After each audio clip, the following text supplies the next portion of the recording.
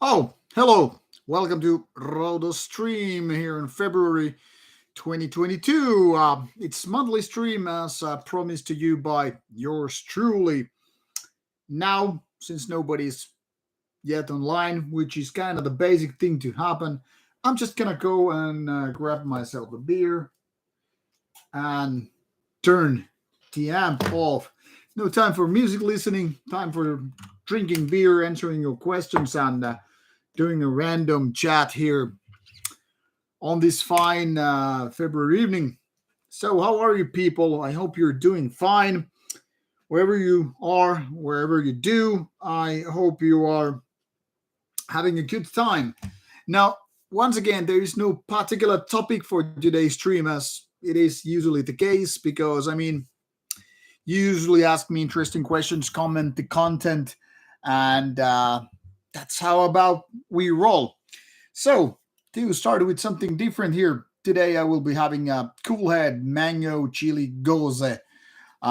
Me being a sucker for weird kind of beers and especially sour beers and hoppy ones, today I wanted to go with something very, very different, something non typical.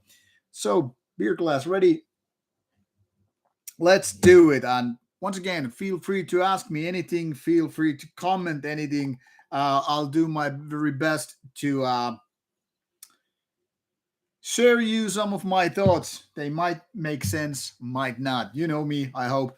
And in case you don't, well, can't say you're in for a treat. You're in for a random chat and all that stuff. Man, already getting the nice vibe from the sourness of beer. Um, so it's 2022, and this is the second stream of this year. What I could be talking about, like the albums so far in 2022. And now, let's be honest about it. Most of the albums I've been listening to past few weeks are older, and for various reasons. Not too many labels have been sending out new albums 2022, and the ones that have, some of them are digital only, not so much Rauta oriented, and some of those these beers albums. What the heck, why I cannot change that chat here? Well, whatever. um the thing here is, not a lot of these albums are in fact anything of today. Like I said, they're mostly older ones, and they're the kind of releases which have been postponed for various reasons. And in general, it seems like the early weeks of any given year, it always takes a couple of weeks before these albums start getting out. And in that sense, it kind of reflects what game industry is doing. So, for instance, people are kind of like getting how to say, survive the hangover phase, which kind of happens during Christmas season. And people are like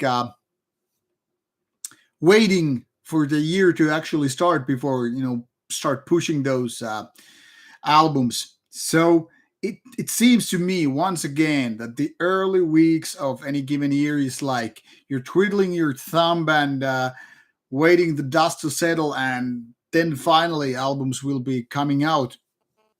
And I don't know, to be honest, what kind of interesting albums there's going to be. So far, no hype at all when it comes to this year's albums. So it's interesting to see what will be unfolding. Now, obviously, there are always some bigger bands doing new albums and all, so it might take a little bit time. But so far this has been just like no year has been even switched or changed. It seems like I don't know. There's nothing too big happening. Well, okay, Dark Funeral is coming with a new album, and it's pretty solid. Watain just came out with a 7-inch single or EP, whatever it's called, and a new album will be out. Things like that, but nothing super interesting. And it's kind of a weird, considering that this year is supposed to be the one that COVID restrictions are finally getting removed or at least eased, and it should mean that more and more bands should be starting touring.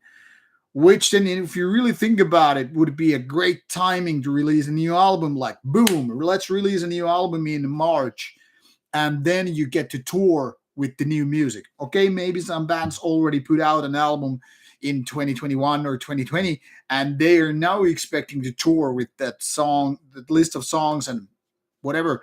But it still feels like a little bit weird. Like, I mean, so many bands have had the time during the past 2 years to make the music, and this should be the perfect time to, reap what you saw. But I don't know. So far, it's been pretty weird that I don't see anything big happening. Maybe I'm missing out something, but considering how much email I get from various labels and promoters and even bands, I'm kind of surprised that there are no big surprises so far. So I don't know. It's going to be interesting to see what's going to be. Anyway, I will now read some of your comments and say hello to you all, and stop a little bit in my rambling. So, hello, Max, and what is that? Greeting from South Tyrol. What is that? Now that already was mentioned that Batain, the Howling thing. No, I'm actually waiting for the full album to come out before checking out the new Batain stuff.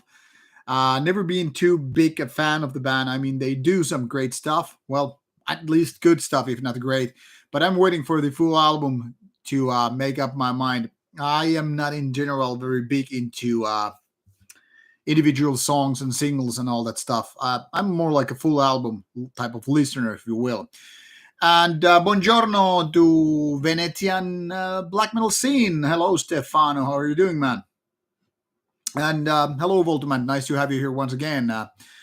Glad you liked the Lloyd's interview. Patreon supporters should already have a new Moon Sorrow interview out, which should be out there next week for the whole public. And hey, Podey, Belstad, how is Sweden? Here I can pretty much say it's been raining slush, more slush than actual snow. And now it's freezing again. So very typical winter time, which we celebrate by looking at darkness and going to sauna. Pretty much the basic stuff like that. Gyro Lamp, yeah, I can vouch for the Lloyd's guy. He's very much down to earth, a nice person, kind of an anti-rock star in that sense, if you will. What else? DSBM band Intig is working on an album. It's gonna be psychedelic take on DBSM. Well, I don't know what psychedelic DSBM is gonna be like, but I don't know if it's too psychedelic. Maybe that will be actually quite suicidal experience to listen to through that stuff. I don't know. Sounds weird anyway. Sir Thomas is asking, do I like Merciful Fate / King Diamond? Now, I must be a disappointed person or disappointing person because never managed to like King Diamond's vocals. Just too much for me. I mean, I respect the artist. I respect the band with the musicians. They have been a big influence for a lot of people out there, but never managed to like King Diamond's vocals. Just too much for me. Hello to Canada, Metal Guitar Scales.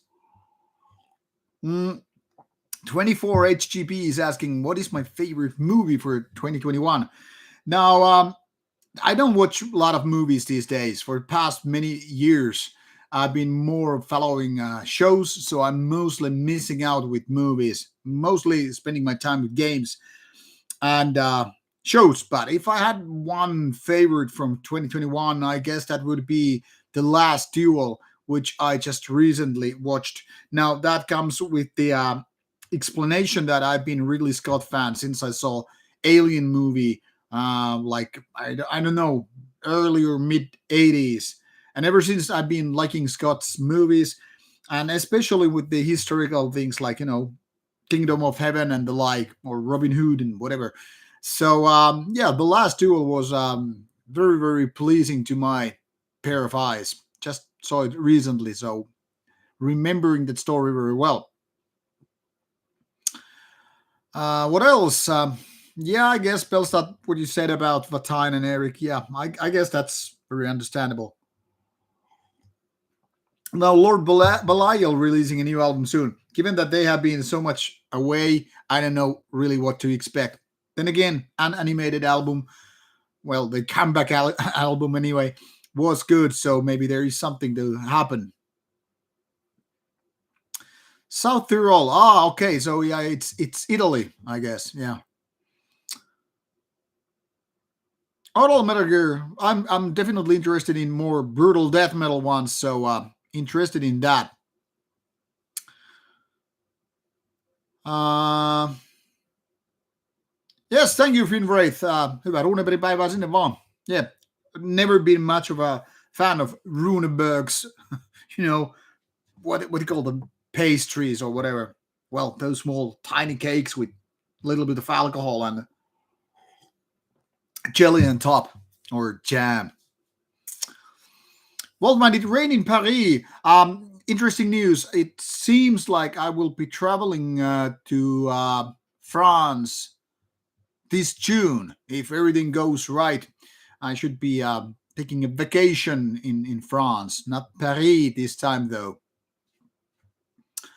Um, oh, Gerald Lamb was asking that does Batine label send you the album? Now, if it was Century Media, like there was previously, Watine album was sent here for review, and I like the previous one. But given that they are now a Nuclear Blast, and Nuclear Blast hasn't been sending any physical copies for past 2 years, it seems like they changed their policy for physical copies. And nowadays, as far as I have been informed, Blast only delivers physical copies to media who do interviews, and I don't know if that time interview is happening anytime soon. So I might be skipping the Batine review, but let's see. What I've been doing for the past maybe year or two is that I like to go review some older album when a new album comes out. I did that with, for example, Impel Nazarene. I did that with some other bands as well. So I might be revisiting an old Vatine album and then talk about the new one. I actually did that with Funeral Mist, my Funeral Mist classic reviews coming out soon. So I briefly talked about Dayform album as well. That's my way to include information about both the new album, but still focus on the older ones. So yeah, that kind of stuff is probably going to happen, but I don't know. I can ask Nuclear Blast if they're up for sending a copy, but to be honest, I don't think Rauta is big enough to be an exception. So there's that. Hello, Toivo Ikäinen, and asking questions about my opinion about Canadian war metal bands like Revenge, Blasphemy, etc. Now, while I do like black metal and I do like death metal, the combination call as war metal, well, most of the times it's not too fantastic. I mean, the sheer intensity with bands like Revenge and Conqueror are, of course, fun for a while, but it can actually get quite a bit boring because many war metal bands, in my opinion, they lack the heaviness what real death metal bands do have. And also, when it comes to the more blacking side or blackened side, I think a lot more traditional black metal bands are more interesting because they're not so much about chaos and speed and that kind of intensity or violence that comes with the territory, but have more interesting structures and riffs and, well, atmosphere, for the lack of a better word. But yeah, those bands have some moments. Let's put it this way, in my opinion, they are just way too often, like one trick pony. It's fast, it's intense, it's chaotic, and that's it. Repeat that ad nauseum for like 10 tracks, and you get the idea. Seen bands like Blasphemy for a couple of times live, or maybe 3 times. Seen Revenge play live, and seen bands like Black Witchery and all, they have their thing. But in my opinion, bands like Archgoat, which also have a lot of, mid tempo and even slow tempo parts are more interesting because more diversity. But I do get that some people get their dose of that kind of a violence and intensity out of those war metal bands. So can't say they're doing wrong. It's just maybe a little bit too repetitive for me anyway.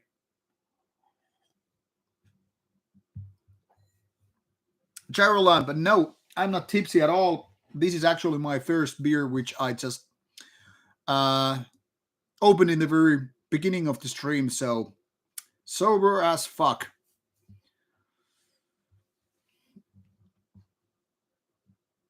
All right, thanks for information about South Tyrol. Belston said, like, did I hear that GTA 6 is finally being confirmed by the Rockstar? My thoughts, I'm fucking excited. I'm fucking excited, man. The thing here is, I'm a big GTA fan. I played every GTA game, except maybe some DLC, since the very first one. GTA 1, GTA 2, quite okay. GTA 3 blew my mind. GTA 4, even better. No, actually, San Andreas is the one that I missed. And GTA 5 is like probably my all-time favorite single-player game. So I'm really, really stoked about GTA 6. Very, very interested in that. My opinion about Lordi, not exactly my kind of a band. I mean, they do well what they're doing, but I just don't. I'm not the audience for that kind of a band. I saw Lordi play at Wacken maybe some 15 years ago. I guess they did a relatively you know, fun show or all that stuff, but definitely not my kind of a band, really. But at least they do their own thing. I don't know why they released like 7 albums at once a while ago. Oh, Metal Gear Guitar Scales, you have a interesting setup with the drummers. I'm especially big fans of John Longstreth. He's like one of my favorite drummers of all time. Satana Zep, I think I have like two Hermodder albums here waiting for the review. I'm gonna talk about that album later on. Officer Stasi is asking, what is the worst black metal band in my opinion? Well, there are quite a few which are really, really bad ones. Um, so I don't know if there's one over the other, but Uhrilehto, for example, is probably one of the worst one. I remember rating one of their albums like 1.5 out of 10, one being the absolute minimum. So there is that. Yeah, well, man, I'm looking forward to travel to France once again because I've only been to Paris and, well, Disneyland. So it will be interesting to see different parts of France for now.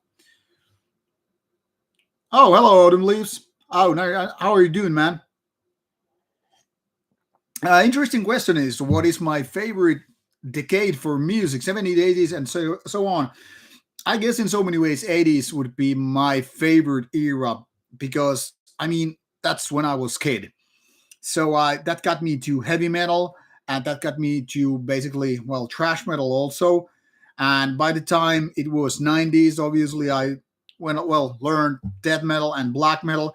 So in that sense, 90s is very, very important era for me too because I think the best death metal was done more or less in the 90s. But when it comes to 80s, a lot of really good stuff happened that era as well. Not so much in black metal except for Bathory and a couple of others. But for heavy metal and trash metal, 80s is the best. I mean, I grew up with bands like Metallica. So there's that. Also some of my favorite albums like, Rainy Blood or Bathory ones came out in the 80s. So I guess I am kind of inclined to say 80s, you know, because of Bathory, because of Slayer, because of Metallica, because of, who knows what, Death. So there is that. But 90s is very, very a good contender. 70s music I never cared so much about. Never been a Black Sabbath fan or the early heavy metal era. And 2000s, 2010s, etc. They have been good, but they haven't been able to challenge, in my opinion, what happened in the 80s and 90s. But all good eras, can't deny. Can I anyone recommend good French black metal bands? I guess you could go with bands like Vlad Tepes, Pelketere. Um, there's one band which I can't get into my head, Svest. And not fuck starts with an N, and I don't want to go to my record shelves, but Nehema, yeah, that is the French band I was looking for. So I don't know if they're actually quite like what you're looking for, but some of the best French black metal bands I would definitely vouch for. Hello, a cardiac.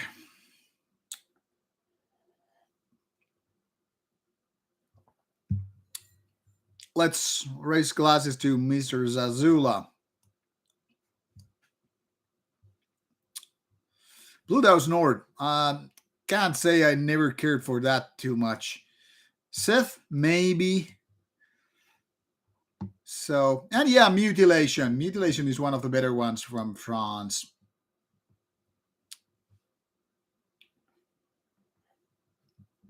Thank you, Polo, about the Lloyd's comment. Glad you liked it. It's interesting band and good live one as well.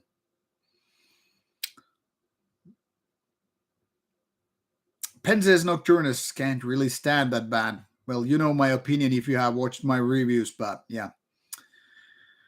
Have I heard the new Scour album? I have not, so can't say any impressions. Antaeus and Azoth are pretty okay French bands. Satanism is asking what I think about atmospheric black metal if I like what I like is my favorite band.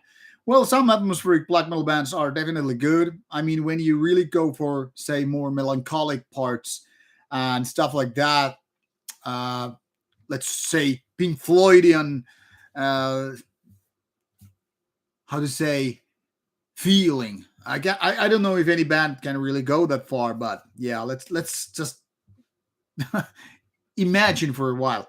Some of them are really, really good. But then there are a lot of bands which are unable to do really, really good songs. Like more like building the atmosphere, not so much individual riffs and good chorus parts or memorable content as such. So it's not definitely my favorite black metal style, especially when the so-called atmospheric black metal isn't exactly extreme black metal. I mean, if you really think about what is extreme in music, that is, we're not talking about arsons or murders here, but the sheer music. I think it's something that is really like super dark, and it's like almost like inhumane, and it goes into the very cortex of mind. I mean, like what Dark Throne did in the early 90s. I think that's the very kind of essence of black metal. It's very dark, it's very raw. It doesn't sound like, hey, let's do some music, the like a rock and roll music. And whereas atmospheric, black metal bands not necessarily do the kind of a riff and chorus parts kind of a thing. I mean, the structure is not there. They kind of fail to go anywhere near with the rawness and the primitiveness. And they don't have Satan in their music. Now that's a different topic, whether you like it or not, whether this kind of a Satan and darkness and the presence of evil is supposed to be there. But in my opinion, it definitely does. Like I would say a lot of bands which go into so-called atmospheric black metal are kind of more into what was called in the 90s like dark metal. Like it's about like, yeah, there's some nice woods, there's the seaside, and there's snow. I'm feeling melancholic because this blah blah blah. I mean, it gets so easily so kind of a romanticized, if you will. And I'm not saying like it's a bad thing, but it's definitely not like, okay, this is very satanic and this is evil, this is dark, this is like ripping stuff, because it's quite not. I mean, it's not extreme no more than say traditional doom metal. It's just different. Maybe you have those eerie, raspy vocals screaming from, beyond.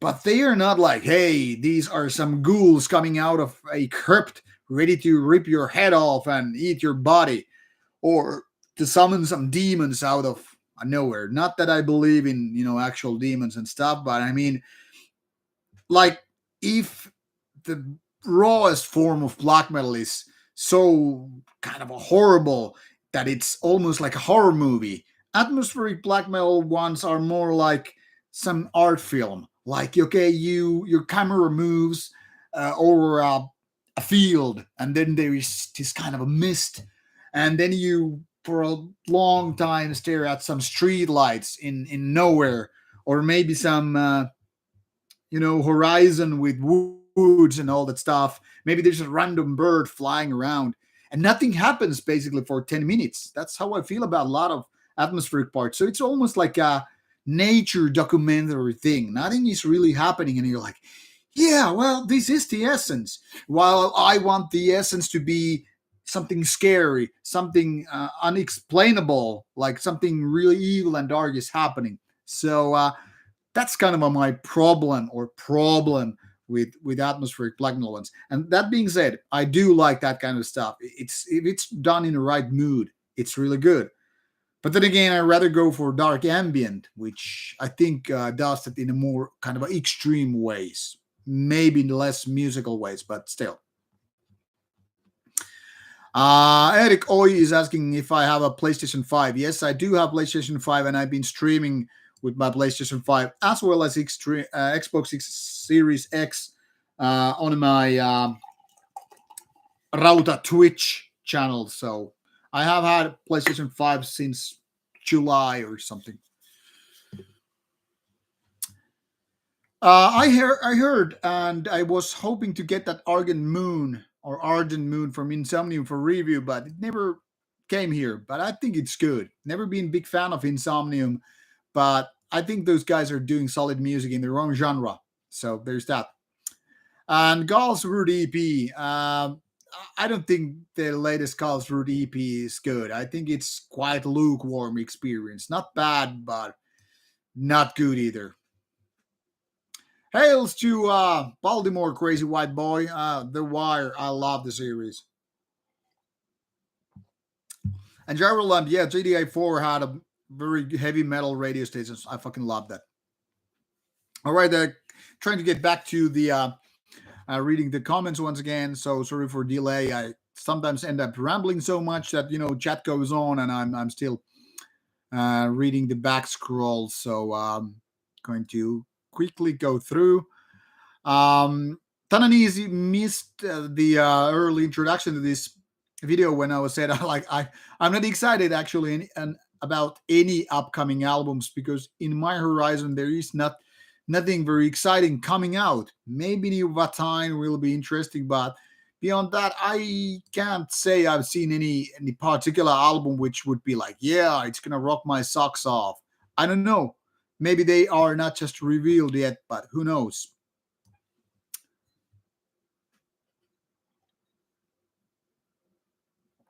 BWAT is asking, do I like Goat Moon or Satanic Warmaster? Satanic Warmaster I do like a lot. Goat Moon not so much. Goat Moon is maybe even too melodic for me. And because I am not into NSBM in general, well, that isn't exactly helping, but yeah, not a Goat Moon fan, but I guess I could be said I'm a Satanic Warmaster fan. Terve, Drudk.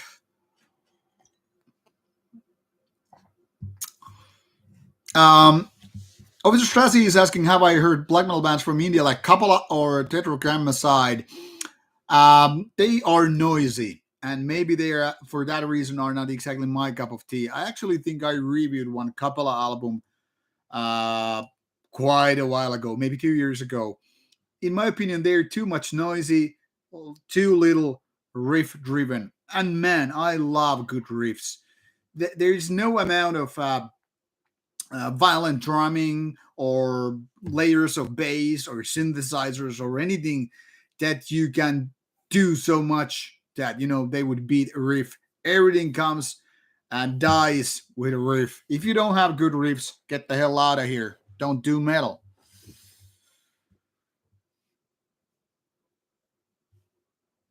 What else?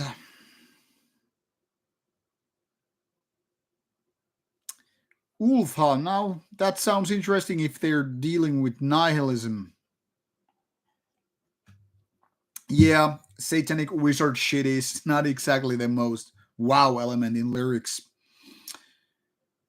Belstad, haven't heard anything interesting black metal drama. The only drama I learned this week related to black metal is that this former De Sturmer guy died, it seems, because of a heart attack.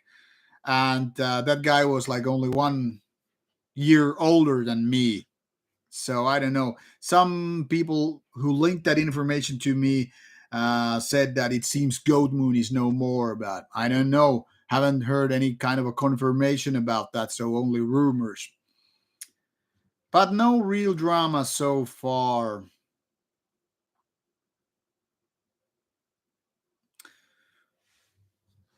What else? Thoughts on the new Ghost then? Well, I haven't heard the new Ghost single. Like I said, I don't really listen to singles that much. I'm an album guy definitely, and I've seen Ghost I think like 2 times live, and they are not my kind of a band. No disrespect towards the band. I mean, they do have something interesting going on in the territory. Kinda very retro rock, but I don't know. It's not my thing. I mean, so far I haven't heard a single Ghost song which I would say, yeah, this is really good. It's not annoying either, but it's not doing anything for me. So in that sense, it's kind of boring. But I get it. A lot of people like it because it's so retro. It's like going back to the 70s.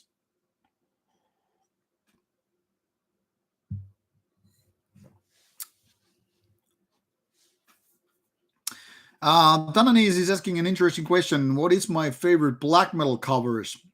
Now, I don't know if I have any single one, not that comes to my mind, but I do like the kind of graphics, for example, what Dissection did with Storm of the Lights Bane. You know, coming from a strong comic book background, I kind of like the certain kind of a realism which is presented there with the details and all. And, you know, you really can't go wrong with skeletal beings on the cover with the scythe and all. But I also do like quite a lot of what Dark Throne did with Transylvanian Hunger and A Blaze in the Northern Sky and Under a Funeral Moon. I mean, that kind of a black and white Xerox copy kind of a style emphasizes the deal that okay, this is something very primitive and raw. This is not done with like real art. And I mean, it kind of tells you this is marginal music for marginal people.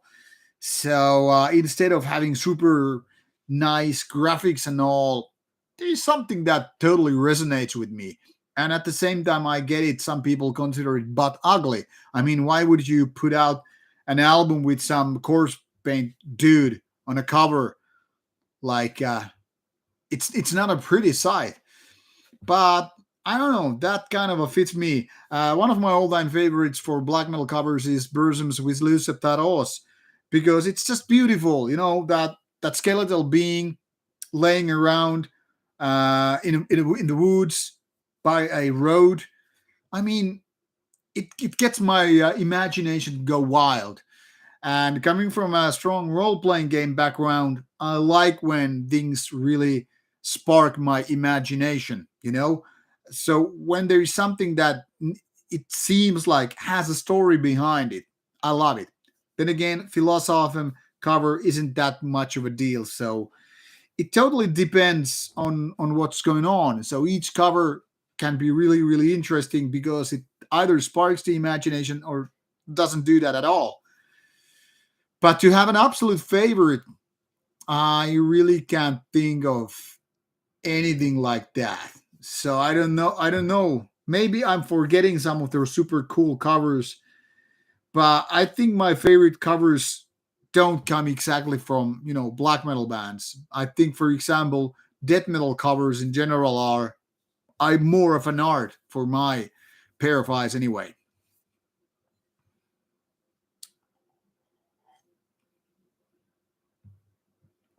I haven't heard the Dungeons and albums by Goat Moon, and can't say I'm too stoked about it. Most Dungeons and albums just bore the shit out of me.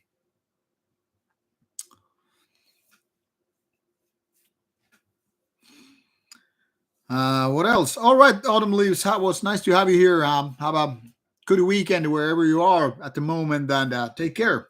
Be well.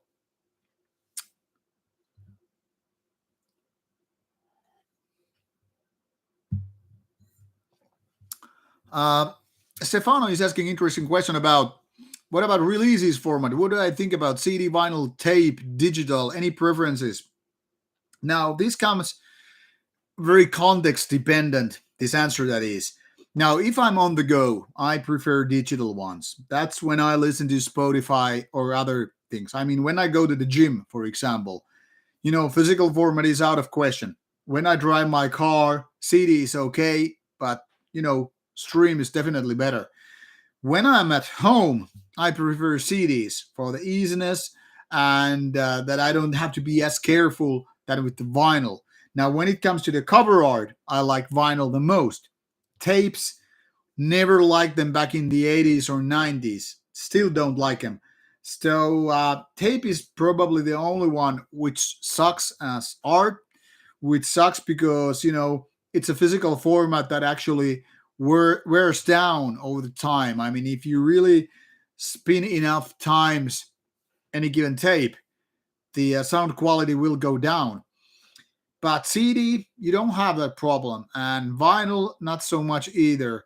And vinyl definitely is the best format when it comes to beautiful cover art. For example, back in the days when I didn't even have a vinyl player, I just had to buy some Bathory vinyl represses just because I fucking love the art. So I had this plan that I would, uh, put Hammerheart or Twilight of the Gods, you know, on my wall just because I love the art and, Bloodfire Death, things like that.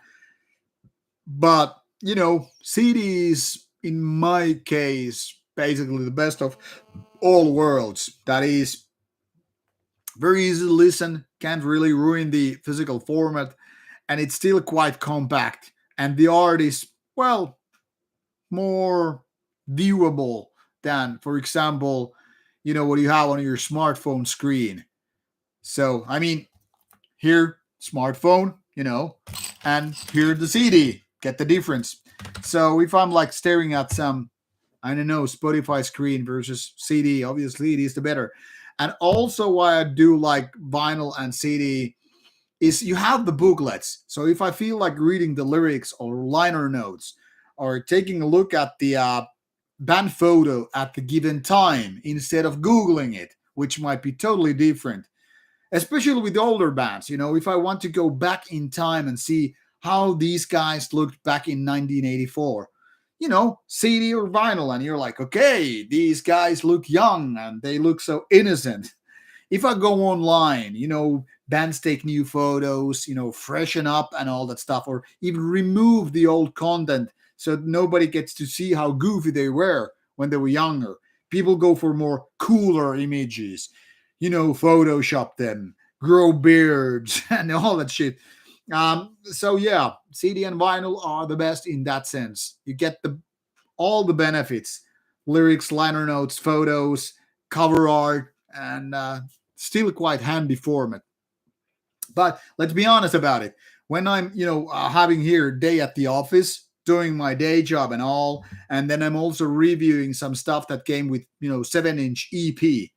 Imagine this: I'm typing on my keyboard, my daily stuff and all that, and then every few minutes I jump up, go to my amp, which you can see on the background, go there, flip the 7-inch, come back here, type another few minutes, then I flip it again.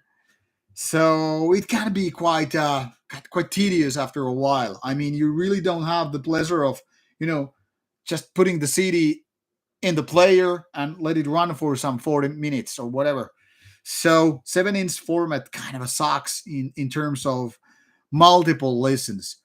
Maybe it's cool for when have a, I don't know, relaxing evening with your friends and you're like having a few beers, discussing some cool music you bought recently, and then you pull out that 7-inch and you're like, hey man, look what I got. And then you just, you know, but after a while, you really don't enjoy doing that, flipping sides and restarting all over again the 7-inch. So there is that. So CD is a very, very good compromise in so many ways.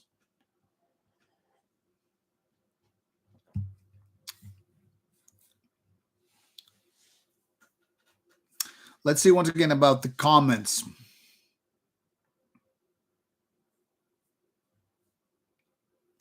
Um, IXM is asking an interesting question about the dissection, its status, how it was seen as, because John Nedved was a dedicated Satanist and all, and how I see other satanic bands in comparison. Because there are lots of bands which I guess see all these satanic things as a kind of a goofy stunt. For example, I've always gotten that feeling from bands like Dark Funeral, that it's just they just put shade in there to be the kind of a shock rock effect.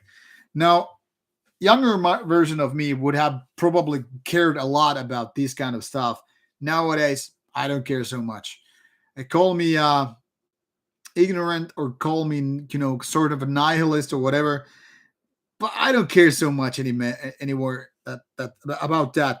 The other reason is I never cared for religions. So if you are into more religious side of satanic themes, from my perspective, what's the difference between choosing satanic topics or Christian topics?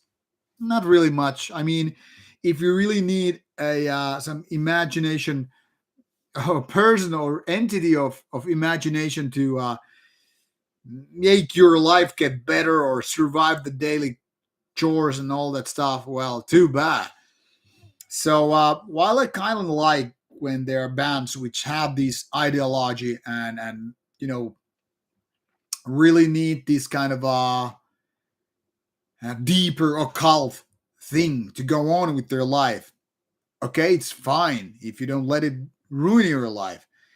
But coming from a very, very down to earth perspective and philosophy, I mean, my background is more, related to kind of a everyday philosophy and martial arts and stuff like that.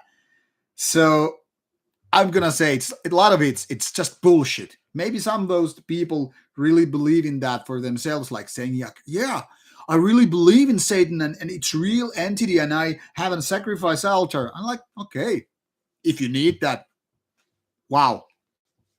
I can't say good for you because it's I mean if you're dependent on something, be it God or drugs or I don't know whatever, like you are being dependent on something. That's not when you're very strong. Only when you get rid of all of that and you are in control of your life, I think that's where the true strength is. So in that respect, I really don't care if it's fake Satanism or true Satanism. Look where it got John Nerdbait. I mean, he killed himself. Are we happy about it? I don't think so. Is he happy about it? No, he isn't. He is fucking dead. So, so there's that. And I know a lot of people are pissed at me because I criticize their openly their religious ways. But let's be honest about it. That's how a lot of black metal got started. A lot of metal bands in general got started by criticizing religions and how stupid they are. So if I'm offending somebody with my comments and statements about it, well, too bad. Luckily, you have your God there to tap you on the shoulder and saying like, "Hey, hey, mate, it's okay. Don't care for that bald guy from Finland. If you hurt your feelings about your true God, me, well, I'm here for you. So like, get over it. I mean, if you have faith in God or Satan or whatever, why would you care about what other thinks about, about your religion and faith? It's only between you and that guy above or below or wherever that guy or dude or woman is. But if you're insecure about your faith, like it seems a lot of mainstream religious people are, then it might be a problem. But then we know it's not about the problem in that entity of whatever is your chosen entity in your religious, but it's that the problem is with you being insecure with your faith and all. And as such, I think it applies to all kind of religious. Doesn't matter whether you believe below, above, or whatever. So there's that. All right, you are reading once again more comments. Waldman is making a guess that Rams will be the Super Bowl. Yeah, I think they are probably the stronger team, but I am vouching for Bengals. I kind of hope that they would make it. Paulo Martins is asking about new recommendation from Finnish scene, in black metal scene. Well, I do reviews on daily basis. I could give you the link so I could check out that ones. There are plenty of rather good bands, but nothing out of like a super cool, but lots of good bands. Yeah, Somberlane is actually a good cover too, or does. I actually agree with the point of vinyl, like getting the nail on the very start of the songs. That can be a little bit of an annoying. Waldman, I noticed Tom Brady decided to retire. I all the best to him. He's the best quarterback of all time. So there's that. Do I ever order from Hell's Headbangers? Never. I think they do release a lot of trash, even though they do some good ones as well. But no. Do I like Cthulhu stuff? Well, I've been fascinated by Cthulhu stuff since I was teenager back in the I guess late 80s or early 90s. Never become a big Lovecraft fan, but I mean, I like the mythos he's doing. I played some of the Cthulhu games and read some of the short stories by H.P. Lovecraft. So I guess I like it quite a bit. I'm not a big fan, but I do like it. Um, have I looked into Canadian black metal band Swolder? Can't say I have. Do I like slam? Yes, I do like some brutal death metal and slam. I don't know where the exact difference between those two goes, but yeah, I guess in general, I could be said I like the style.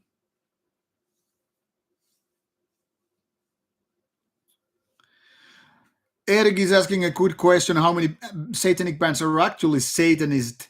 Uh, Yeah, that's a good question because it totally depends once again which kind of Satanism we're talking about. I think a lot of bands are using either metaphors like Satan is rebellion or Satan is representing the general evil in mankind and all that stuff.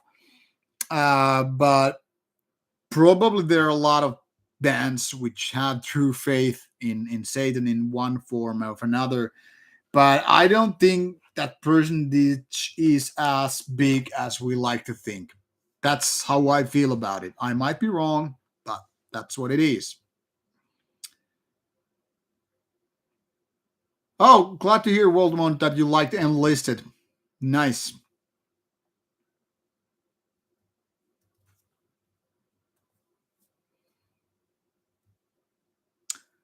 Can't say I can read that name, but greetings and best wishes to you as well. However, I should pronounce that name with the Old English font. Oh, hello, Christian Rademacher. How are you doing, man?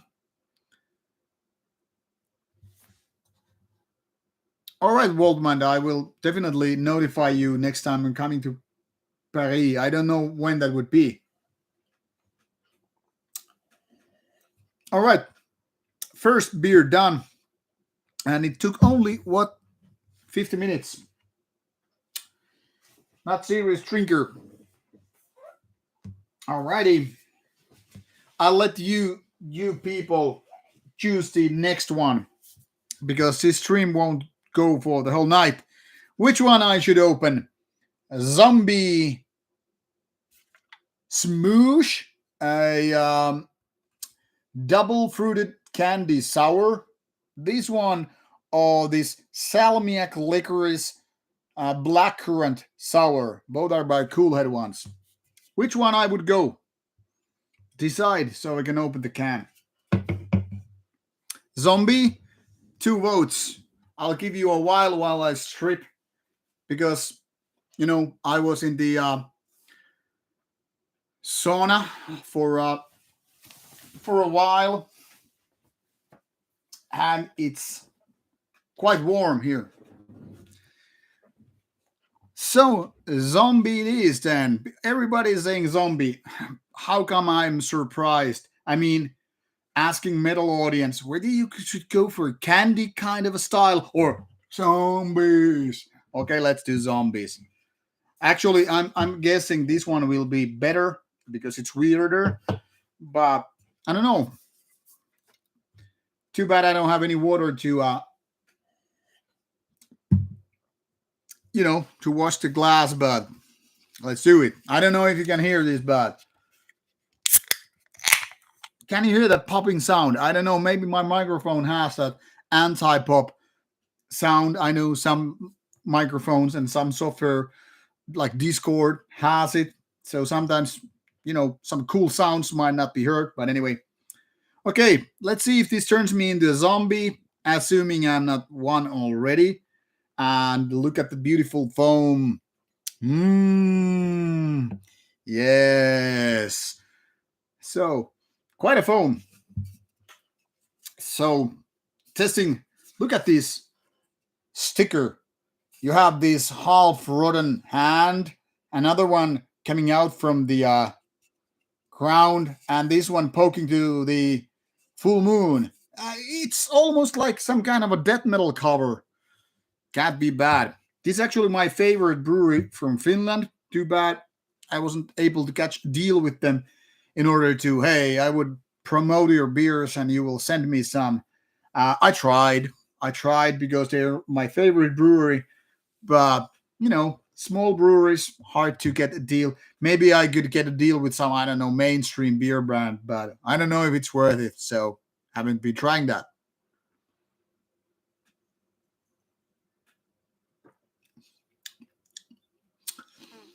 Man, this is weird. Weird, but kind of a good days. So double fruited candy sour. All right, zombie smoosh. Well, this is weird. This is definitely weird. Not for everybody, but I like weird beer. Oh, glad to hear that you heard the sound. Man, this is sour. You can see the see my face. I'm not faking. Um, Sweet caramel kind of a stuff, but very sour as well. Oh yeah. Well, glad you heard the sound. I mean, I don't know if it's just me, but I love the popping sound when you open a can. Doesn't matter if it's beer or soft drink, but there it is.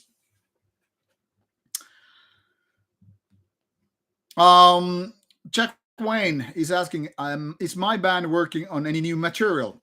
The question is, both bands are doing new material. Annihilator's third album has been in the making for quite some time. It's mostly recorded. I don't know when it will be finished. Nightside is currently preparing for a comeback gig in 3 weeks now. I don't know how it will be to step on stage after 20 years. Well, almost. And we're now rehearsing old songs, but I encourage some of my band members, like bring in new riffs, melodies, or keyboard parts, and let's see how it got started.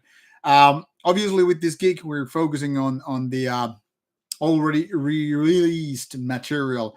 So I don't know. We're not gonna play new material on the comeback gig, but I think it's still very cool to you know start doing new songs and rehearse them as well. So both of my bands are doing new music, and I hope that will actually lead to something.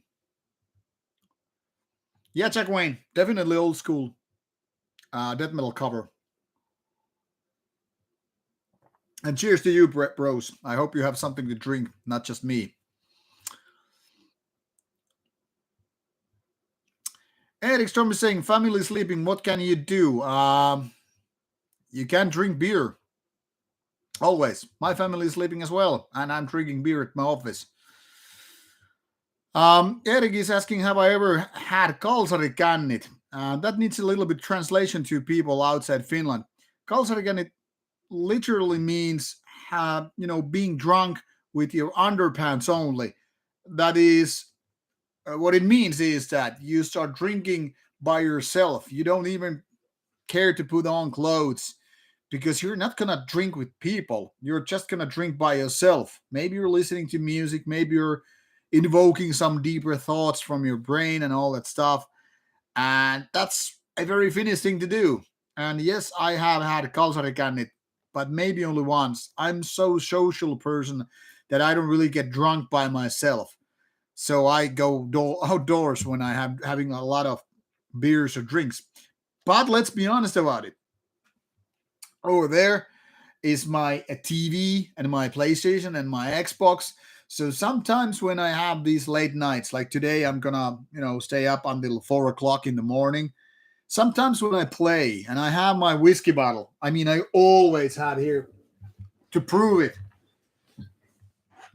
I always have a whiskey bottle. For example, now I'm having this smokehead bottle. I always have this whiskey bottle right beside my recliner. So when I have a whiskey bottle and I have a couple of beers, uh, I would be just playing, and then I would be sipping some whiskey, maybe having a beer, taking a piece outside in the snow, then come back, and then you get tipsy eventually. It's not exactly kalsarikännit like, hey, I'm supposed to get drunk while playing, but sometimes it does happen. Rarely, but it does happen. So yeah, it's a very Finnish thing to do, being antisocial and drink by yourself.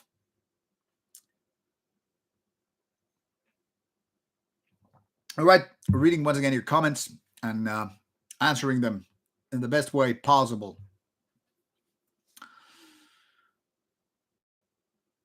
Um, yes, Belsad is saying like some of the back model bands that started 15, 20 years, maybe even earlier than that, became edgy and extreme ideology, and nowadays they're different. Yes, that is called aging. That is what happens to a lot of bands. Some bands like Immortal never seemed too serious in the first place, and some bands are trying to cling to their image and ideas they had already when they were teenagers. But we have to understand people in their 40s and 50s are a little bit different than people in their 50s or 20s. Goes without saying, I guess, but that is something that not everybody realizes. Like, you know, we like to see that the bands we adore, the bands that we love, they don't change. That only we get to change. We and our friends and all that stuff. But the bands that had members of year 19 years old when we started to listen to them, and they were badass, they were edgy, and all that stuff. And we kind of hope that they would never age, never get boring. And then you see these black metal artists having their own wineries, having their own wine brands, maybe clothing lines, and it's very different. It's like moving from this rebellious teenager to this middle class um, black metal celebrity, and it feels so weird. These guys who barely had any friends, who hated the school and parents and normal society, suddenly they're driving their brand new Mercedes Benz, married with 4 kids, having a nice house, and can't really represent the values that were there back in the days when you didn't have money and you basically had nothing but few friends to play music with, and that hatred for society. Nobody would understand you. Then you're 50 years old and you don't really care if people don't understand you. You're just doing your own thing and you have kind of moved on, but people still expect you to be the same. So, age can be a bitch. And people, when they are in their teenager years, the defining years as black metal people, they don't necessarily realize that in 5, 10, 20 years, it's going to be all very different. Been there, done that. If you had asked me when I was like 20 years old and like, Jerry, can you imagine living in the countryside when you're some 40 plus and I don't know, having a kid and driving a BMW and doing content on YouTube, having random beers with random strangers, I would have laughed at the whole idea. Like, what the fuck? What the fuck are you talking about? Even if I don't have a band, I will be miserable 40 years old, maybe hating the world and all that stuff. But that's the beauty of it. You really can't foresee future. And then you grow up a little bit and you kind of put some chest hair, you know. I don't know. There is no absolute right and wrong ways. It's just our expectations, which are not always, met. Like I said, we kind of hope that people like, for example, Vikernes or Fenris, they remain unchanged. They do their music and they have their edgy visions and all that stuff. And when they turn out to be these, middle aged dudes having very different values than what they used to do and doing very different music, it can be very much a disappointment. Uh, so, there you go.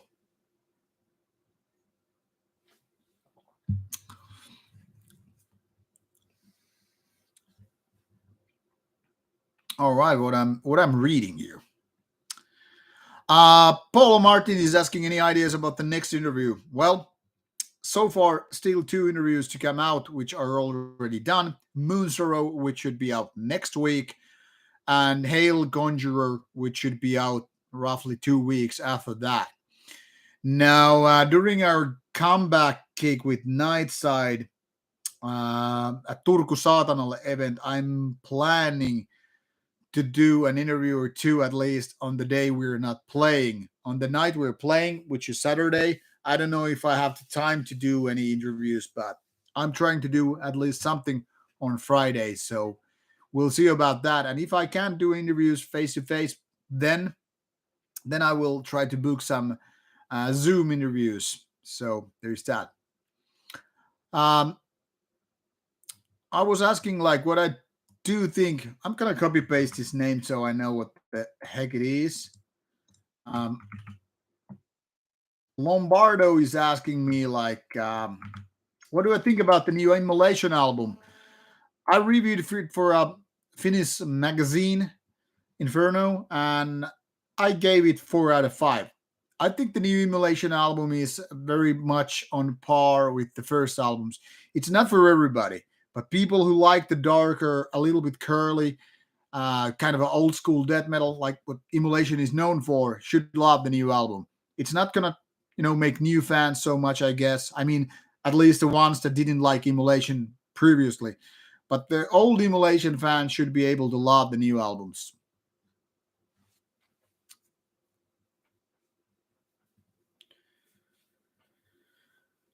Um, and Walterman, yeah, thank you about the comment about my bands. Christian Rademacher, I already commented bands pulling out from Steelfest. There is a external pressure, and there's a reason why some bands had to pull out from Steelfest. They were basically more or less pressured to do that, like almost like blackmailed. So can't really blame the bands. It sucks, but I kind of understand their point of view as well.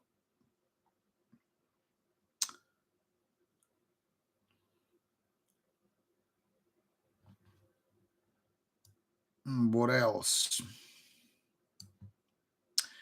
Crazy White Boy. Yeah, I've been hoping to visit Maryland Death Fest for many, many years now, but obviously COVID ruined a lot of traveling plans. But I still hope to make to Maryland someday. Would be awesome to see the place, the bands, and get some interviews done.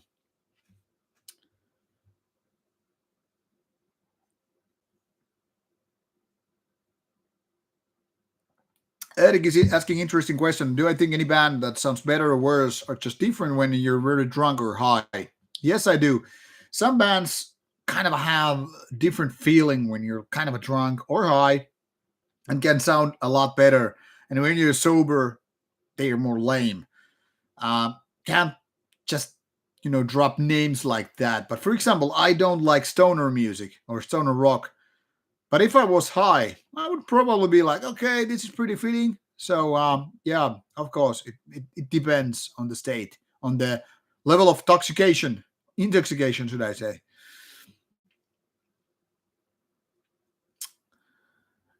Um, yeah, this is a good question. Is there any shows where the theatrics or the improv really impressed you?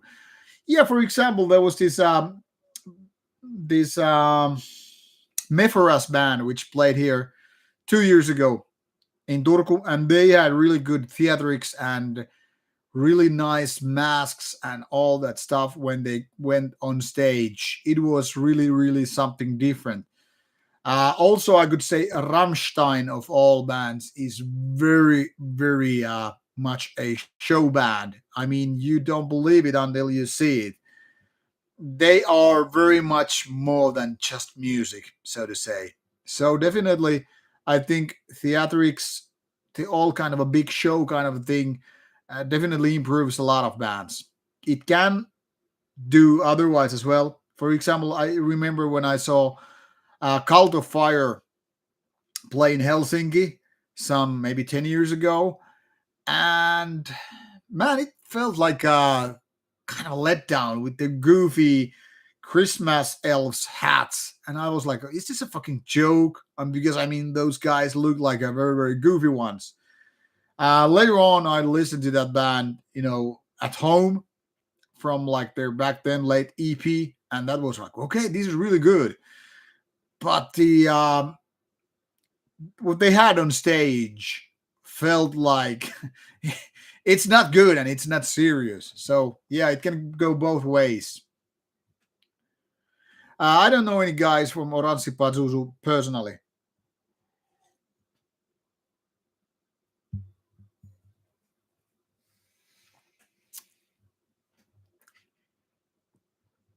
Um, I don't know when Satanic Warmaster is releasing the new album. I know it's been recorded because I heard some clips of it a few months ago, but I haven't heard any information when it's going to be out or when it's ready. So patience.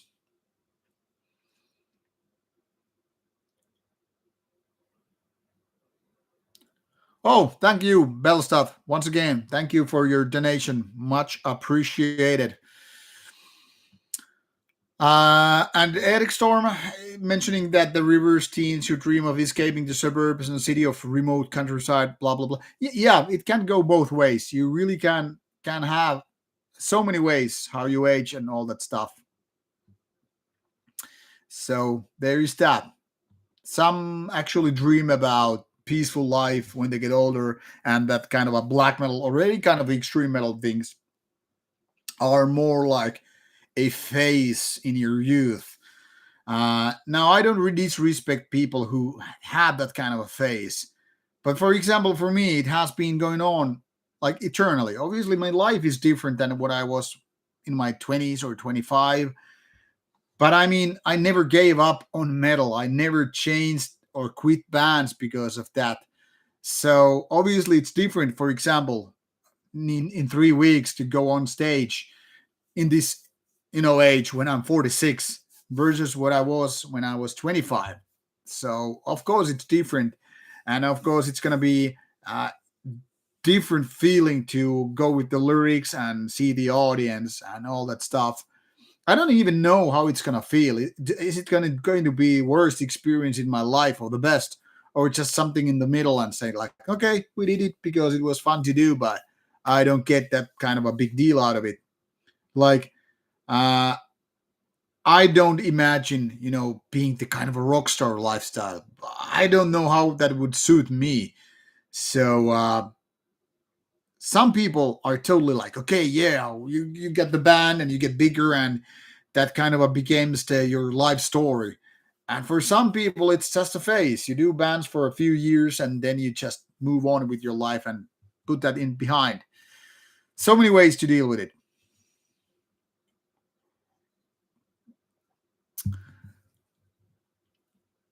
Ciao Rino, buongiorno and welcome to Rauta's stream.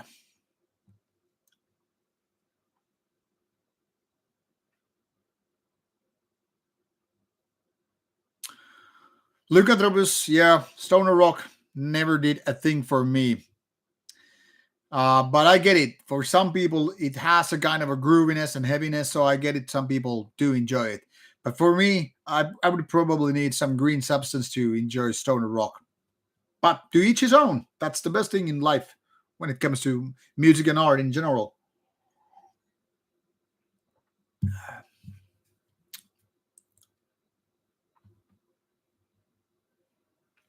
Can't say I ever seen Balsagoth live. Would be interesting, but I don't know if they would work that well.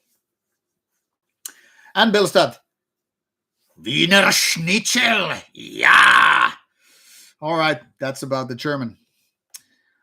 What else? Do I know any of the guys from Amorphis? Not exactly personally. I met some of the guys, and curiously enough, ex Nightside bass player that is ex bandmate of mine is actually cousin with one of the Amorphis guys. But I don't know personally them. I remember it was funny when I reviewed one of those Amorphis beers many years ago, and some of the Amorphis guys, it seems, liked the review and on social media, but beyond that, no connection with the guys. They're a little bit older. They live in a different city and are part of different scene, if you will. So I don't know if they know me, and I only know them by name and face, but I don't know if we have anything in common.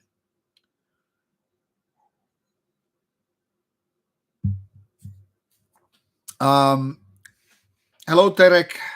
Or is it Tarek? Haven't heard Crescent's latest output, so cannot really comment, unfortunately. All right, Demi Fisher. Nice that you popped in. Have a good day and take care of your work. Yeah, old school Doom can be different thing. Mostly, I have problem with Doom is that many of those bands seem to lack a good vocalist. So I was really surprised when about 2 years, no, not even 2 years ago, when Sorcerer, the Swedish old Doom heavy band Sorcerer, did that album, and it was fantastic. And big part of that is because the great vocals on the album.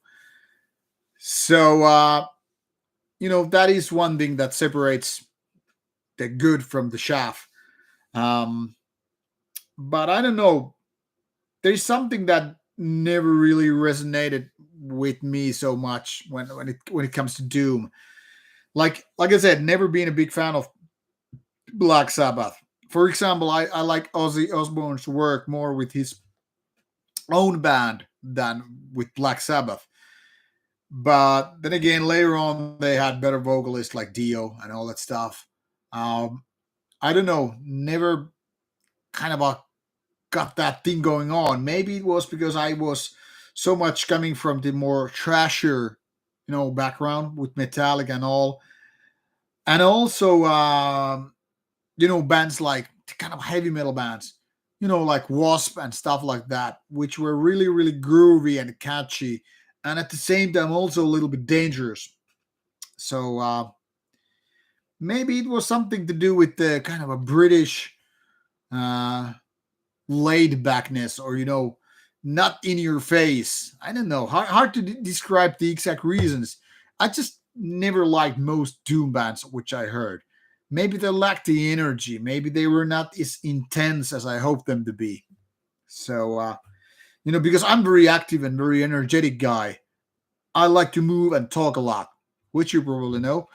So I kind of expect that same thing from bands. Either be intense like trash metal or death metal or black metal or get the fuck out. There is no time or place for me to just sit down and relax and all. Christian, Prost! All right, Belstad, thanks for being here. Skål and tack så mycket.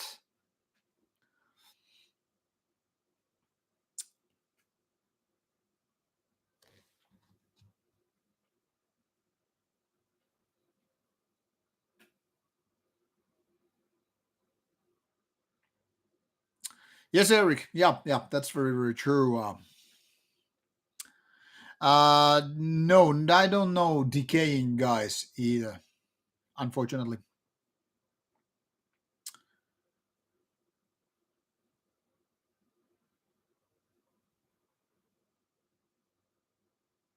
Yeah, that's the problem with Doom. It's not even supposed to be fast, and maybe I need more fast music.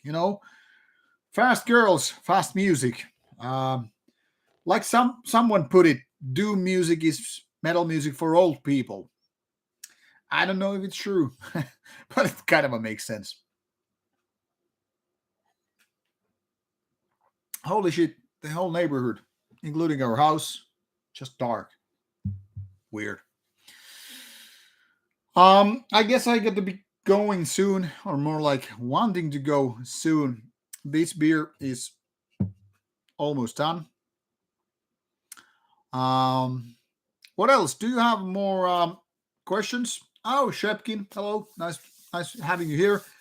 Feeling good, yeah. Feeling, yeah, drinking a couple of beers before going to continue with the game A Plague Tale Innocence, which I will be streaming later on for Twitch. I'm almost done with the game. I just need to set up laundry and then I will be going to play. This is an interesting question. Who would win a drinking game? Abbath of Janne Sova? Janne Sova. Saying Sova so many times, very, very drunk.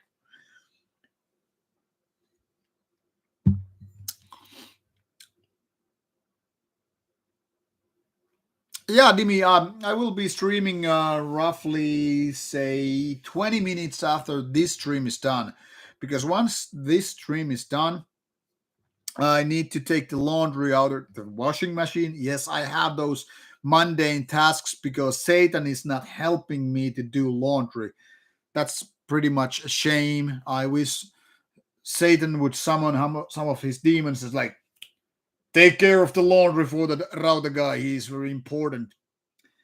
And then I would just, not having to do those boring tasks by myself. Anyway, once the stream is done, about 20-25 minutes roughly, I would take a piss, set the laundry for drying, and then I will be going to continue with A Plague Tale. And I supposed to finish the game today. And then I'm not sure which game I will continue on. Like I have Assassin's Creed Valhalla's The Siege of Paris DLC unfinished. I have my Xbox Game Pass activated, so I probably should start some game on that. Then I recently purchased Deathloop for PS5, and there is that. And then I have the Forza Horizon 5, which I kind of want to give a best. And Horizon, the new game, is supposed to be out very, very soon. So there's plenty to do. I don't know which one to go. Probably will be continuing with the Assassin's Creed because I already started it during the fall, and I want to want to get it finished before I totally forget it. But A Plague Tale Innocence is going to be next on my list, and I'm at the very, very end of the game. I think chapter 15 out of 17, so it should be no more than an hour or two until the game is done. So there's that.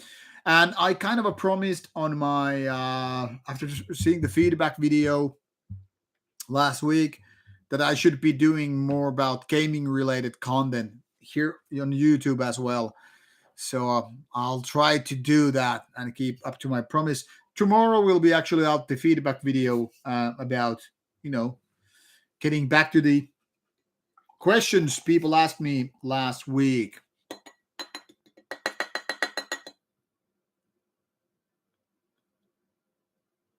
Eric Storm, what do you mean you're late? Uh, oh, right, sorry. Late 30s, you said. I don't know. We'll see. Mm, Christian, about the Impel Nazarene interview, I've asked Mika Luttinen at least 2 times, maybe 3 times, that we should do a Rauta interview, and so far he has politely declined. I don't know if he's afraid of my questions or if he's just afraid of giving answers that it's not very good to do, or maybe he's afraid of doing interviews in English. Because I did one interview with Mika Luttinen in Finnish like a year before Rauta got started. So it's not like he doesn't know me or my style, and we had pleasant chat back then. That was 2016, by the way. But I don't know. Regarding Rauta and Imbel Nazarene interview, he has so far said thanks, but no thanks.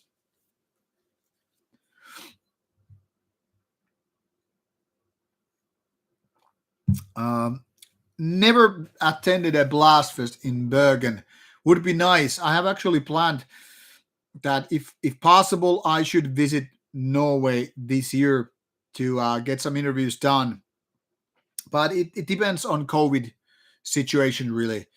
My plan is to travel to some place this year, should the COVID restrictions allow me to do that, and take a camera person with me and go to some place, some city with bands, that is, and do some interviews. Because now I have some money saved from the Patreon supporters.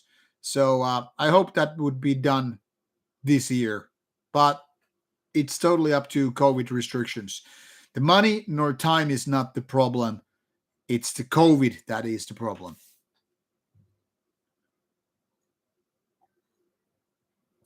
Thank you, Stefano. Good sleep, and thanks for being on the stream. Voltman, haven't heard the new Canon Fiber EP. Zhepkin, I have tasted Ben and Jerry multiple times. Good ice cream, just expensive, especially here in Finland. Yes, Timmy Fisher, I'm more than happy to talk about gaming. Being an avid gamer since I was something like, I don't know, less than 10 years of age, and I've been working in the game industry for about 25 years now. So, gaming is my business and it's one of my favorite hobbies. More than happy to talk about it. Yes, an Elden Ring should be nice game. I'm definitely interested to see how it folds out. Um, I recently finished Halo Infinite, and I was a little bit disappointed. Maybe I will talk about it in a different video, but yeah, I finished it maybe a couple of weeks ago. And while it had some great parts, it's far from being my favorite Halo game. And I played all of the Halo FPS games. Only ones I skipped were the RTS Halos.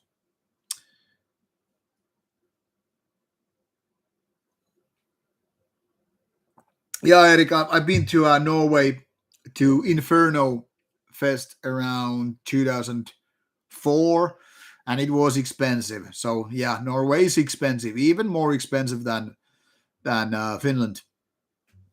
Gyrolab, I have not reviewed 1914 or Canon FIBA. Uh, they have not arrived here, nor do have I gotten any kind of a digital email. I know those bands only by name, so there's that.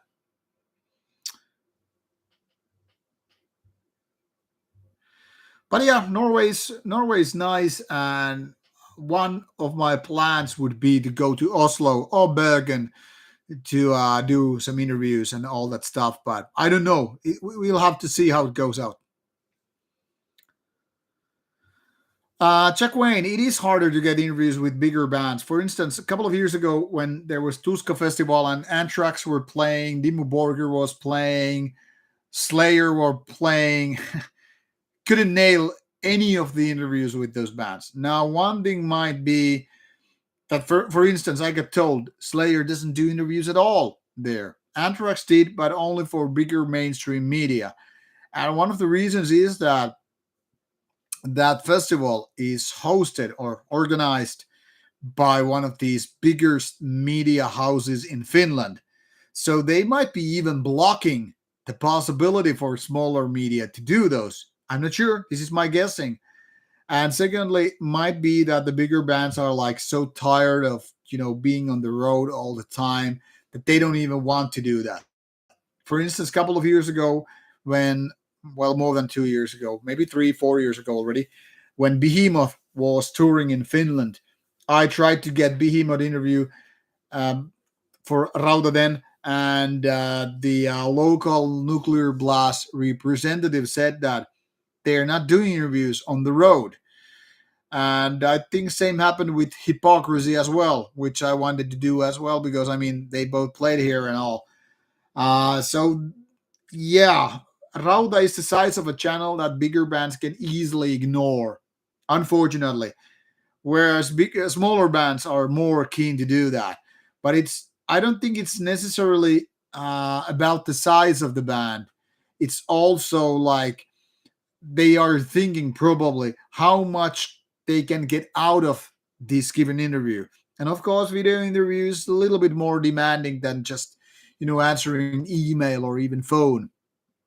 But yes, bigger bands are harder to catch and they know their value and they might even figure out like, okay, we're so big bands, do we even need this kind of interview? But it's not always like that. When Cannibal Corpse played here some 3 years ago, or is it even 4 years ago, there was no problem to do an interview with them. And the drummer, man, he was so great and nice. So there was not this rock star kind of a thing, even though they're the biggest death metal band on the planet. So it's not so black and white, really. Sometimes the smaller bands, especially with black metal bands, they want to keep the obscurity. They want to make sure that they are very obscure, they're mystical, and all that stuff.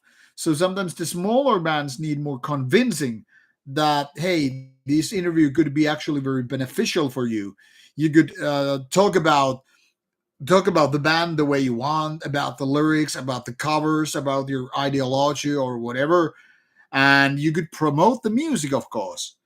But some bands are like, man, I don't know. The video format is, I mean, it's very challenging. Or I don't need to promote my band because we're an underground band and we need no promotion at all.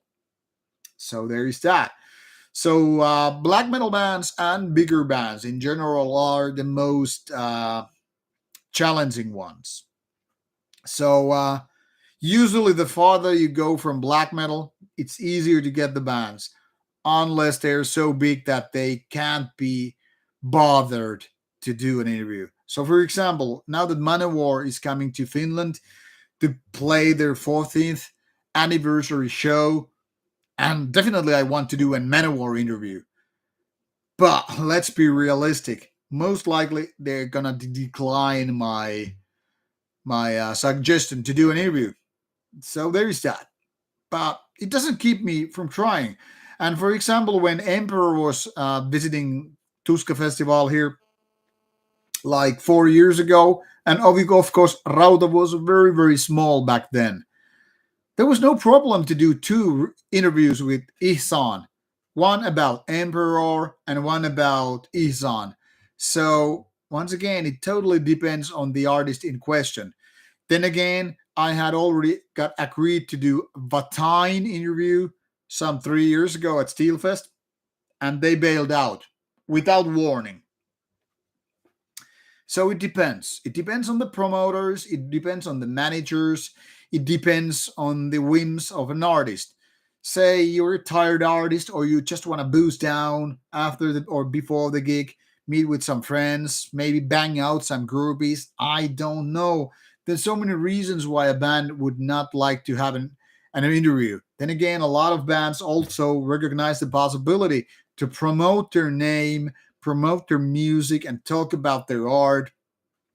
So sometimes bands are very much like, yeah, let's do it.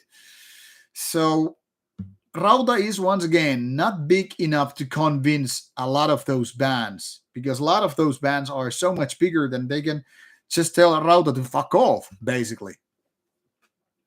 But yeah, bigger artists are definitely harder to catch, harder fish to catch, if that explains a thing or two.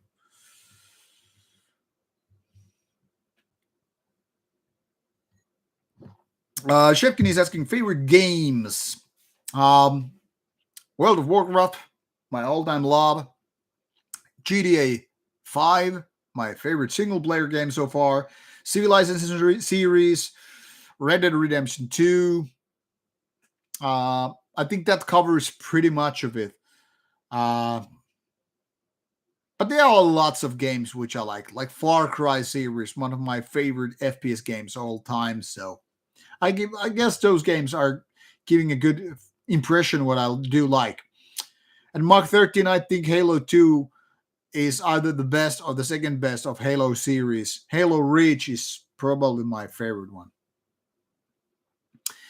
Wade, unfortunately, never been to Canada, and more particularly, not in your home. But I guess I would visit both Canada and your home if you welcome me.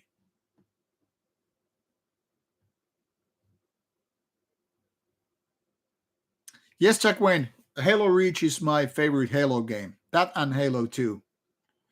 Dimi haven't been playing Blasphemous. I know it by name, but I haven't played it. I rarely play with my PC anyway.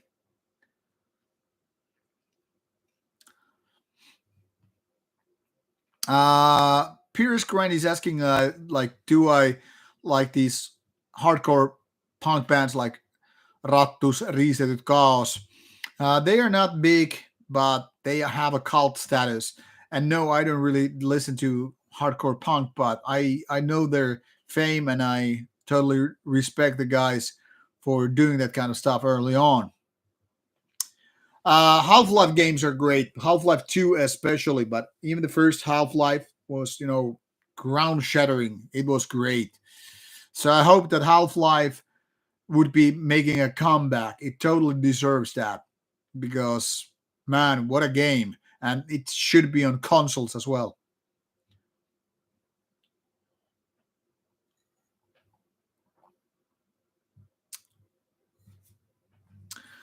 Well, Immolation is relatively big and it's from death metal territory. It's one thing to get Immolation interview, and it's one thing to get, say, Megadeth or Slayer interview. I mean, different sizes, definitely. Like those bands are like two or three categories bigger than Immolation. But in general, death metal bands are kind of a more relaxed than black metal ones. So getting bands like Immolation or Cannibal Corpse for interview is not as hard as it would be to get, I don't know, Satyricon or Dimmu Borgir. I would guess anyway.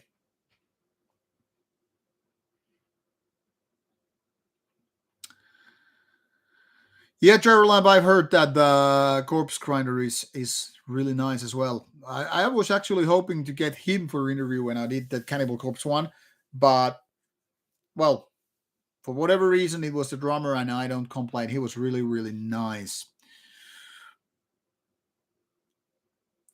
Battlefield 1 was actually kind of a disappointment. It felt way too modern to be First World War One game. Can't say I have interviewed anyone who has been mean to me, like a dick, an asshole, a douchebag. People have been treating me quite nicely there has been only very low level cockiness in interviews. And generally speaking, I don't know if it's about me, but when I had the the interviewees talking to me, they usually really relaxed, and I guess it comes down that I do interviews in a very relaxed manner. Like there's no room for rock stardom when they're talking to me. Not because it's like Rauta is a big channel, because it's not. But I think there's this kind of a chemistry going on. So whether it's this Marduk guy or whether it's Cannibal Corpse guys or whatever, it's relaxed. We're here just one metalhead to another. It's not so much like, hey, I'm this pathetic journalist and you are the rock star. I don't give a fuck. I don't give a fuck whoever you are. Uh, I think it's all about we're people. If you have kind of respect, like for a fellow man, hey, we're really cool. Of course, I mean I do have some people which I kind of idolize. The only one actually when I had butterflies in my tummy when I was kind of nervous was actually when I was interviewing Suicidal Tendencies Mike Moore at Tuska Festival, and there was this reason he's a man of big charisma, and I've been a Suicidal Tendencies fan since I was like I don't know 15 or so. He's a very kind of big guy in the room. And that's how I feel about it. So I felt a little bit nervous. But when I met people like Isan or Mille from Creator or any of those kind of a big names, I don't know. The only ones I felt nervous about was when I met Mike Moore of Suicidal Tendencies, and he was really relaxed guy as well. So never had any of those Dave Mustaine moments or Ingrid J. Malmsteen kind of moments or any of those so-called annoying rock star moments, which I've read about so many times. Like there was this colleague of mine who runs a big website here in Finland related to metal, and when he saw my comment about that I want to do a Manowar interview, he right away instantly messaged me like, "Are you gonna do a Manowar interview? Like, do you think it can be pulled off? Like, they can be real assholes. Like once he was doing an interview with them, he said that they were like, I don't even feel like doing this interview at all, but because I have promised to do it, I will do it.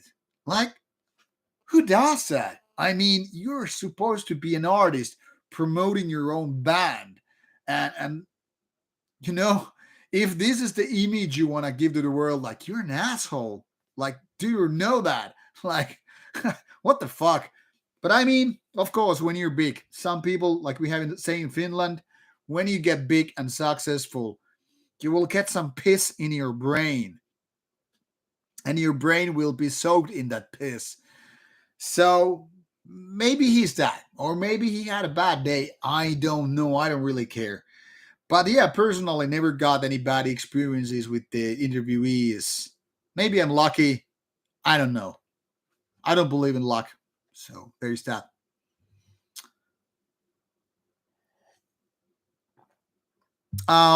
Eric, I used to have a lot of Guitar Hero games back in the days, and I loved them. They were really fun to play back in the days, but didn't have those Guitar Hero instruments for a long time anymore. But they were fun, yeah. So it's not like I'm shy of those kind of a more mainstreamish video games at all. I like many kinds of games, so there's that.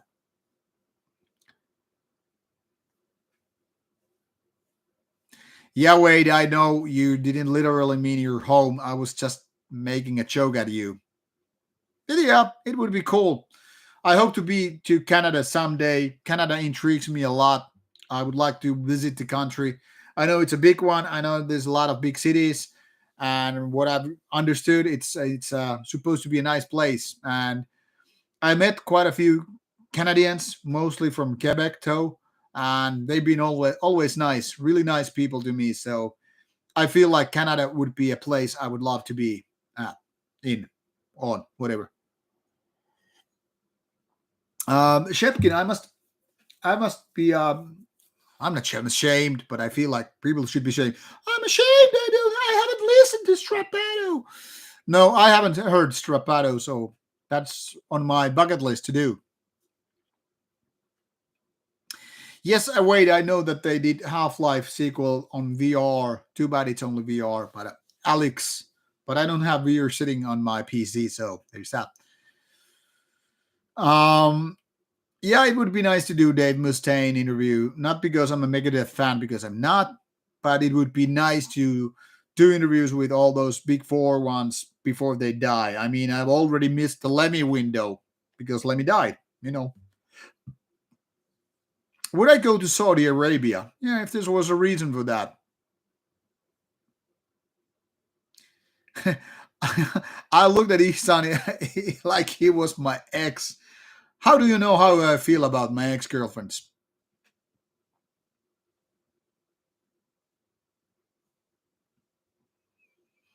Yeah, Eric, yeah, there was this spinal tap moment, I guess. I don't know. Maybe it was because of that colleague of mine, or maybe he had a bad day, or maybe he was trying to do a joke. I don't know.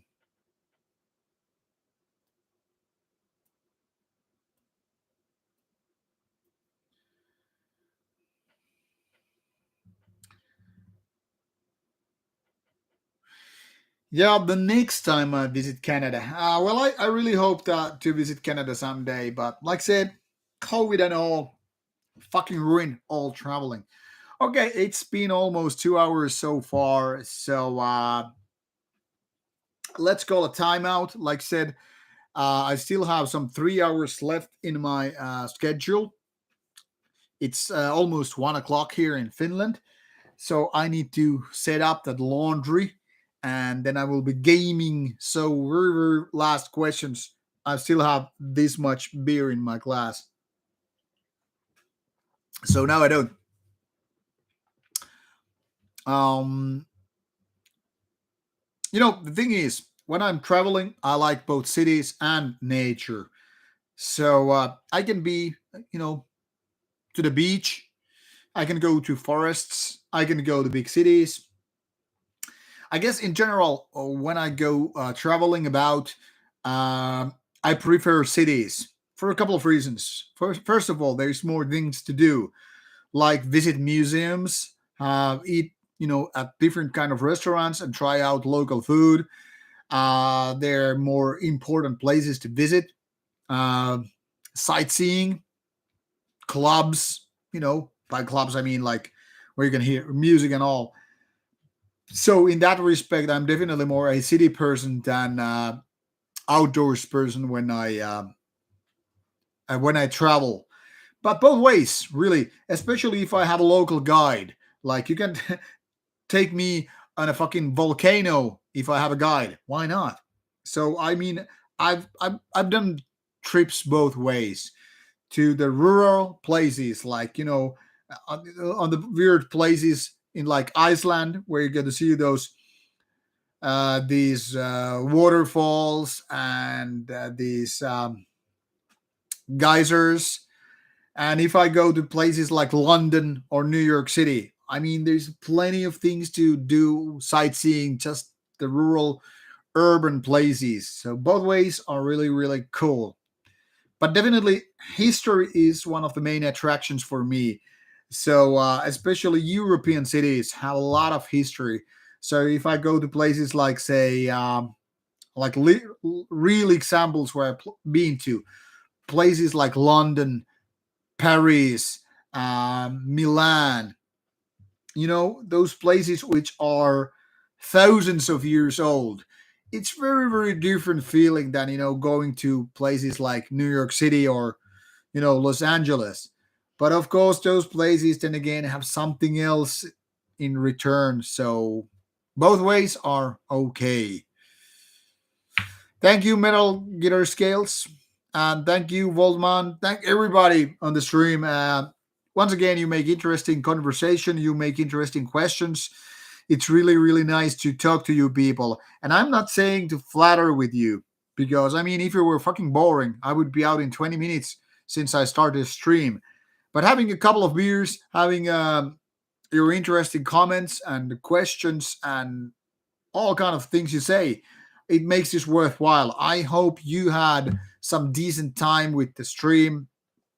And next stream on YouTube for Rauta will be early March. So save your questions for that, or tomorrow's video when there is feedback time. And should you have some questions or recommendations, put them on the tomorrow's feedback, and I will do a questions and answers slash ask me anything kind of a video later on with those replies. Um, as always, this is a channel for you, not so much for me. I could talk by myself all day, but I mean, why would I do that? So I'm here to talk to you, and if you find the content interesting, if you find my answers interesting, shoot away with those questions, and I'll do my best to keep you entertained. Now I'm gonna read the last of the questions and comments, and then I'm gonna fuck off to with the laundry, and then I will be streaming the gaming a little later.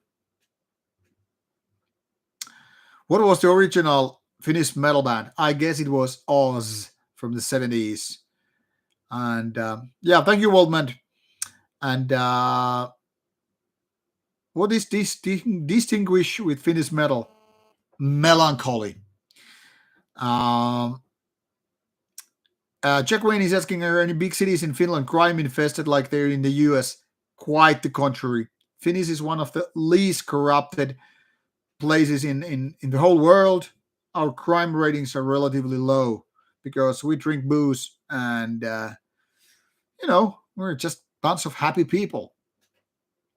Any places in Finland worth visiting? Uh, Especially, I would say Turku, my home city, because it's the oldest city in Finland with a lot of history. Definitely that. Apart from that, I guess places like Helsinki and Tampere, because they're rather big cities with also somewhat history. But Turku is, I'm not saying because I live here, I'm saying because it's the oldest one. And this has castle, seaside, archipelago, and all that stuff. So beautiful nature with history. So there's that. Yeah, Mark is right. After beers, nothing is boring. Thank you, Check Wayne. Nice for tuning in for the stream. And that's it. Code Lord. I know the band, never actually listened to it. And thank you, Waldman. Looking forward to your mail. And yeah, Finland has no big cities. Helsinki is the only one with the kind of a metropolitan population around 1 million or so. But apart from that, not really big cities anyway. Nordic or Slavic black metal? Nordic for me, thank you. Anyway, thanks for everybody here at the stream. See you soon. And remember, if you have questions, save for today's feedback video. And then next week, normally reviews coming out and that Moon Sorrow interview. So stay tuned for interviews and reviews and random opinion videos by your favorite fucked up bald metalhead Jerry and Rauta. Take care, good night, and enjoy your weekend. Bye bye.